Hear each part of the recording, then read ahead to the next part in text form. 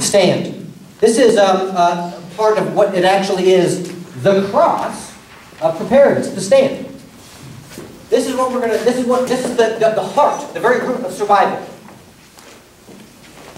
You have this, you're going to be okay. I can take a person, give him a year's worth of food, any weapon he wants, as much ammunition as he wants, perfect ground, perfect climate, and two people that love each other, naked in the snow. Not that kind, that was a terrible image. Forgive me. Yes, that's what I meant. With nothing can make it better than that guy. Two connected have more energy, more focus, and accomplish more than two individuals. Two makes three. You know, 1 and 1 does make 3. It doesn't make 2. The survival relationship model, it starts with standing. The vertical relationship. This is where the whole cross comes from. Starts with the upright position. You're standing. That comes from, that is your moral compass, your spiritual connection. God. They even teach, okay, the Soviets used to teach Spetsnaz in their survival training. This is an atheistic society. They don't believe in God. God is part of the evil, bad stuff. And yet they would teach their Spetsnaz about spirituality because it's a magical, they were teaching in a scientific sense, it's a magical component of drawing strength from outside of yourself. It is the #1 component to survival, is being able to draw on the power beyond you, because you're not strong enough. You're not. With God, you can do all things. I don't seem to remember the part that said you can do all things, and it's sort of with the minus without God. I don't think that way. With God, you can do all things. You must. I'm telling you, this is square one. Square one, day one, second one, moment one, right now.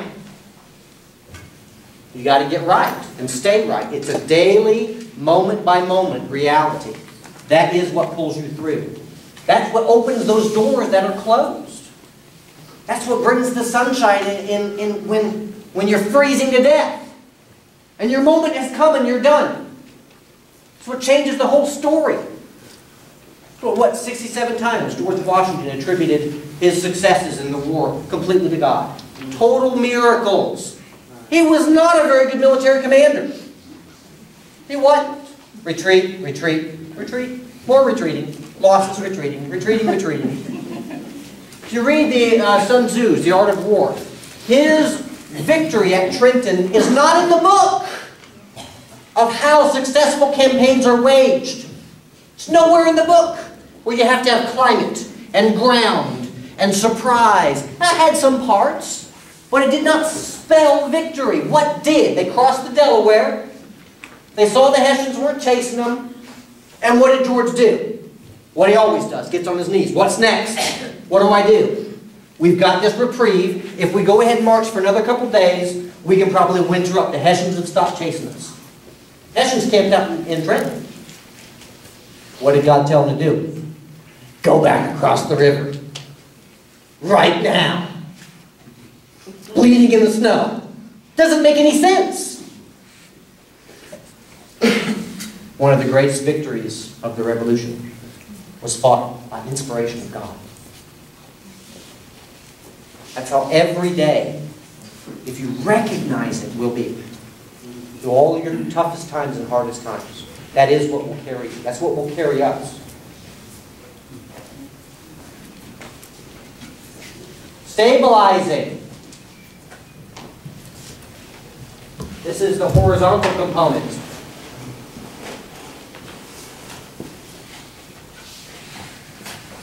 Your horizontal relationships, your ethical compass, and your human connection.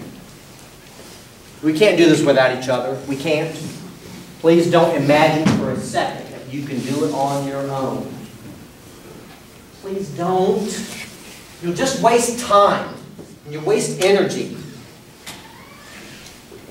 We are some stubborn people. Anybody go to a GOP convention? Woo, we're some stubborn people.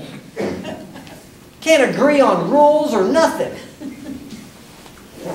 We're good folks, but we're fiercely independent. That is the beautiful part of us. You have a spirited child, oh, you're not going to get along with anybody. That kid makes $1 million. Because he's marching to his own drummer. We're beautiful people and dangerous to ourselves at the same time. And this is where Israel, by threat of being killed every day, has sort of figured it out. Hey, we're back to back, we've got to do this together, or else we're all going to die. It's a little bit easier if you go ahead and start adopting that attitude. Not shoulder to shoulder, not face to face, nose to nose. Shoulder to shoulder, back to back, doing it together.